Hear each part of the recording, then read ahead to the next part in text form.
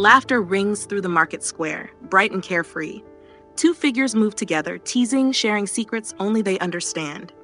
The bond between them seems unbreakable, a friendship woven through years of shared dreams and whispered promises. But not far away, hidden in the shifting crowd, eyes linger too long. A hooded figure stands still, watching. The weight of their gaze is heavy, unmoving, patient. The day fades, the marketplace empties, but the image remains. Two figures, one destined to rise, the other to fall. A voice from the past stirs, one long buried but never forgotten. Remove the one in your way, and riches will follow. The words coil around the mind, twisting, tightening, planting roots in fertile soil. Night falls, the world sleeps. Bare feet press against cool earth, silent steps carrying a shadow closer to its purpose. Fingers clutch cold iron, a blade thirsty for the promise it was made to fulfill. A door eases open without a sound. Soft breaths rise and fall, peaceful, unaware. The moment lingers, stretched thin between hesitation and resolve. A whisper, barely more than a breath, "This should have been mine." The blade plunges deep, a gasp, half-formed, unfinished. Silence. Eyes widen in the dim glow, staring at what cannot be undone. Blood pools, dark and thick, seeping into the floor like ink spilling from a shattered bottle. The weight is heavier than expected, yet the hands do not tremble. One step, then another. The night swallows the retreating figure, dragging secrets into the waiting arms of the forest. But the night is never empty. The trees whisper, the leaves rustle, and from the darkness, something watches. Unseen eyes follow, waiting, knowing. The deed is done, the story is only beginning. Dumari speaks of them with admiration. A family of wealth, power, and deep roots. Their lands stretch wide, their home stands tall, and their name commands respect. Those born into it never know hunger, never feel the weight of struggle. Across the village, another name carries little meaning. A child grows up with empty hands, watching from the edges. The same sun rises over both homes, but it does not shine the same. A gift of food, a bundle of clothes, a kind smile, offered without hesitation, received without choice. The hands that give are generous, but the hands that take are bound by pride. Gratitude sours into something else. Is it kindness or pity, a gift or a reminder? The question lingers, unanswered, until it no longer matters. One life is golden, effortless, untouched by hardship. The other is struggle, scraping, surviving. Why must one always receive while the other never lacks? Long ago, a voice rasped from behind a curtain of beads, a voice old as the wind. Remove the one in your way, and riches will follow. Words spoken and forgotten until now. The meaning is clear.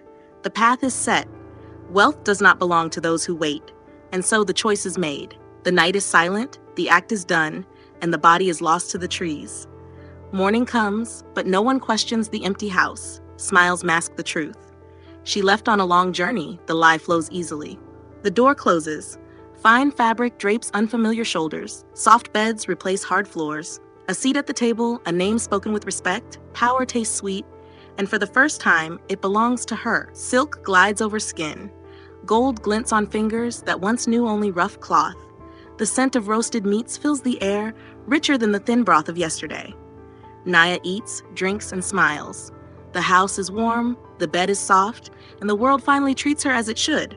But the house does not sleep as it once did. A door open in the dead of night, though no hand touches it. The wind does not howl, yet the air stirs. The chair by the fire sways gently, a steady back and forth motion, though no one sits upon it. It was always her favorite spot. It still is. A mirror stands tall, polished and proud. Naya glances at it in passing, then stops. The woman in the reflection grins. Naya does not. The village murmurs. Why did she leave so suddenly? Why no farewell? Did you see her go? No one did. A hunched figure watches from the roadside, eyes dark as storm clouds. A voice, dry as rustling leaves, whispers, "This house remembers. It does not belong to you." Nia's breath catches. What did you say? But the old woman is gone. Night falls heavy. Sleep is restless. A voice slithers through the silence. Nia, eyes snap open. The room is empty. Flickering light from a dying lamp dances on the walls, stretching shadows too long, too thin. They move when she does not. Soft footsteps brush against the wooden floor. Closer, closer. The house is no longer quiet, and Nia is no longer alone. Night after night, sleep refuses to come. When exhaustion wins, the dreams are worse than wakefulness. Cold fingers graze Nia's skin. Whispers curl into her ears. Thief. Her breath shudders. Zala stands in the dark corners of her mind, eyes hollow, voice a hiss. She wakes, gasping. The scent of damp earth clings to her, thick and real. Her fingernails scrape against the sheets, dirt beneath them. The villagers watch. Their eyes linger too long, their whispers never quite hushed. She barely leaves the house. She speaks to herself. She looks haunted. Hands shake as bolts slide into place, doors locked, windows sealed. She presses against them, testing. Secure, safe.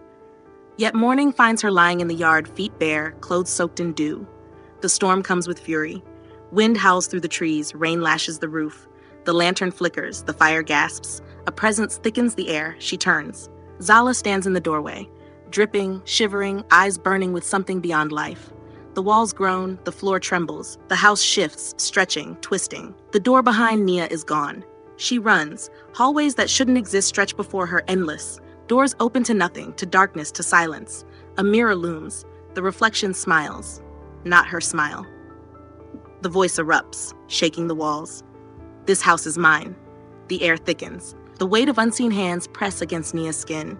She gasps. Her arms, her face. Skin shrivels, flesh sags. The scent of rot fills her nose. Her scream is swallowed by the house, and then silence. The screams tear through the night, raw and desperate. The village stirs. Mothers clutch their children. Elders murmur prayers. No one dares to step outside. At dawn they gather, eyes wide, voices hushed. The house looms before them, silent now, but thick with something unseen. The bravest among them steps forward, fists pound against the heavy wooden door. No answer. Another shove and the lock splinters. Inside, the air is heavy, damp with an unnatural chill. They search. Nothing. Not a trace of Naya. No footprints, no signs of life. Only a dress, wilted and rotting in the center of the room. The walls, once smooth, bear deep claw marks, desperate, uneven, as if something had tried to escape. The elders shake their heads. The house took what it was owed. Weeks pass. The whispers fade. Life in Dumari moves forward. A traveler arrives, seeking shelter. The house stands empty, waiting. A fair price, the villagers say. A place with history, but walls that hold strong. The first night is quiet. Then, a whisper. Soft, almost a sigh, a name spoken in the dark. Not his name.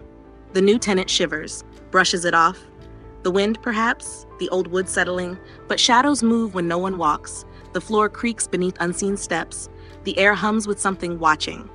And some say on the darkest nights a voice still lingers, trapped, waiting, forever. The elders gather beneath the great baobab, their faces solemn. The village listens, children wide-eyed, elders nodding in quiet understanding. The house does not forget, one murmurs. It does not forgive. Another voice, aged with wisdom, carries through the air. It welcomes those with pure hearts, but greed is a poison it cannot abide. They speak of Nia, of her hunger for more, of the lies spun with smiling lips. She thought she had won. She thought she had escaped. But betrayal never goes unpunished. She took what was never hers, and the house took back what it was owed.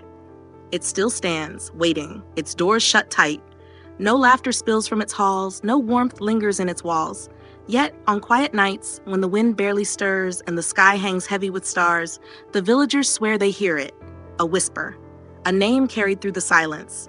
The house is patient, it does not chase, but it watches, and it waits.